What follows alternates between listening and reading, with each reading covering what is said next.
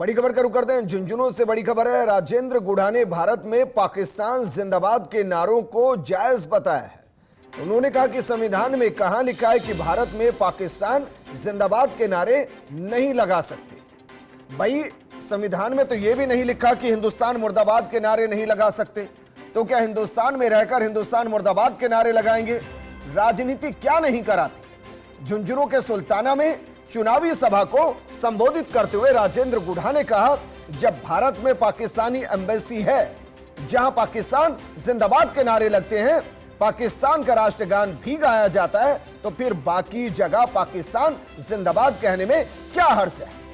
गुढ़ा झुंझुनू उपचुनाव में निर्दलीय प्रत्याशी के रूप में चुनाव लड़ रहे हैं। लाल डायरी के मुद्दे को लेकर गुढ़ा चर्चा में रहे थे। कई बार विवादित बयानों के कारण राजनीतिक चर्चा में रह चुके हैं राजेंद्र गुढ़ा।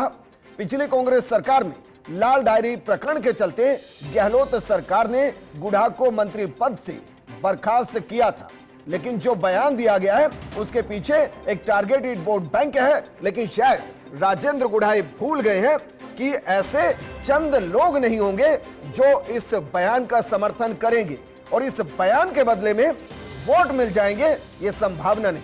क्योंकि चंद मैं कह रहा हूं जिनको उंगलियों पर गिना जा सकता है, ऐसे लोग बेशक हों, लेकिन मैक्सिमम जो हिंदुस्तान के हैं, हिंदुस्तानी हैं, वो हिंदुस्तान से बेइंतहा मोहब्बत करते हैं और वो ऐसे बयानों के झांसे में बिल्कुल नहीं आते।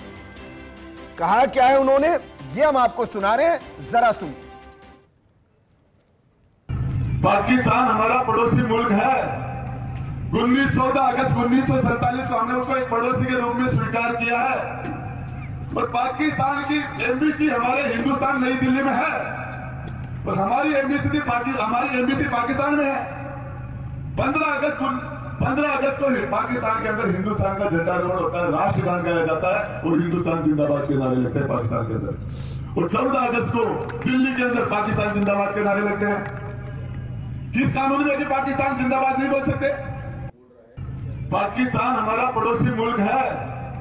14 अगस्त 1947 को हमने उसको एक पड़ोसी के रूप में स्वीकार किया है और पाकिस्तान की एम्बेसी हमारे हिंदुस्तान नई दिल्ली में है और हमारी एम्बेसी पाकिस्तान में है। 15 अगस्त को पाकिस्तान के अंदर हिंदुस्तान का झंडा रोड होता है, राष्ट्रगान गाया जाता है और हिंदुस्तान जिंदाबाद के नारे लगते हैं पाकिस्तान के अंदर।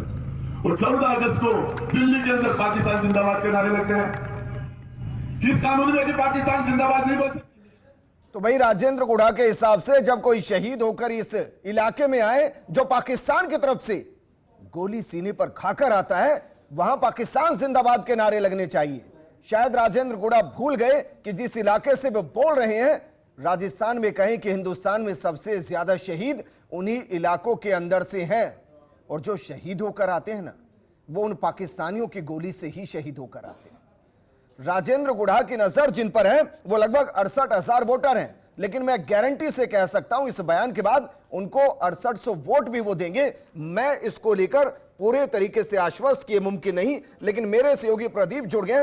प्रदीप, मैं इस बयान के मायने समझना भी नहीं चाहता क्योंकि बयान क्यों दिया गया हर कोई जानता है, लेकिन मेरा सवाल यह है, क्या ये बयान देने के दौरान भूल गए कि ये वो इलाका है जहां शहीद सबसे ज्यादा है, जहां शहादत सर्वोपरि है, जहां राष्ट्र प्रेम सर्वोपरि है, वहां इस तरीके का बयान? जी बिल्कुल विजेंद्र, आपने सही कहा कि झुंझुनू जिले वीर शहीदों की तरह है और जब भी देश सेवा पर जिक्र होता है तो झुंझुनू का नाम अवश्य लिया जाता है। ऐसे में राजेंद्र गुढ़ा जो राजनीति में काफी लंबे समय से सक्रिय हैं, उनकी जबान से जब पाकिस्तान जिंदाबाद जब देश में जायज कहना हो, ये कहीं न कहीं एक बड़ी राजनीतिक चर्चा के में जरूर वो हो सकते हैं, लेकिन झुंझुनू के संदर्भ में और वीर जवानों जिन्होंने देश पर कुर्बानी दी है, उनके लिए कहीं न कहीं ठेस पहुंचाने वाला इनका बयान है।